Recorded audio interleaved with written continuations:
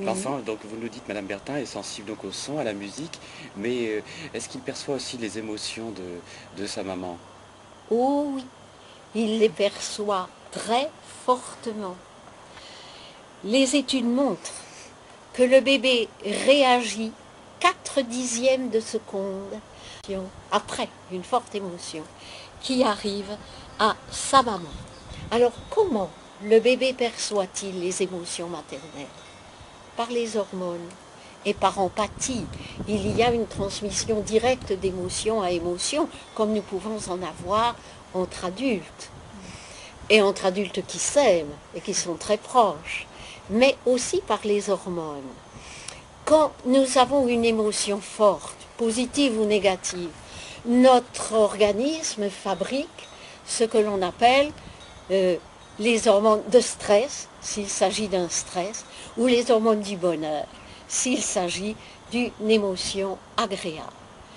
Par exemple, si une future maman a, ça peut arriver à tout, un accident de voiture, eh bien tout de suite son organisme fabrique les hormones de stress dont elle a besoin pour faire face à l'événement. Ces hormones passent la barrière placentaire, inondent le fœtus et créent chez lui l'état physiologique correspondant à cette émotion. Alors qu'au contraire, si elle a un ennui, si le père est mis au chômage ou si elle perd sa propre mère ou un autre enfant, elle va avoir du chagrin ou si elle a une colère. Alors est-ce que l'enfant va le ressentir? Eh oui, on ne peut pas l'éviter. Mais la future maman doit savoir qu'elle possède ce que le docteur Verny appelle un bouclier protecteur pour son enfant. C'est celui de son amour.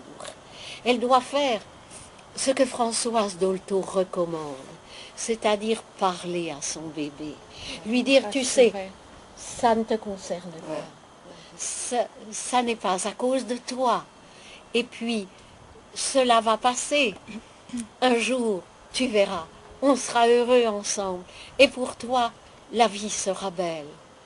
Cet effort courageux de la maman pour surmonter sa difficulté sera bon pour elle. Et l'enfant enregistrera quelque part dans son subconscient que la vie a des coups durs, certes, mais qu'on peut les surmonter. Il aura déjà été pourvu en période prénatale de cette résilience dont nous parle Boris Cyrulnik, c'est-à-dire cette capacité qu'ont certains êtres à se reconstruire après un choc violent.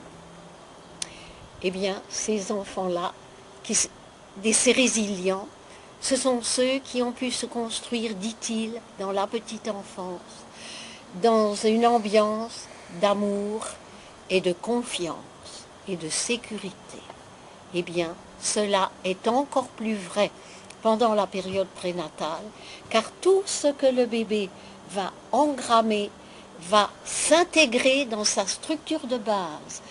Et si ces émotions sont répétées souvent, cela va constituer le fond de son caractère.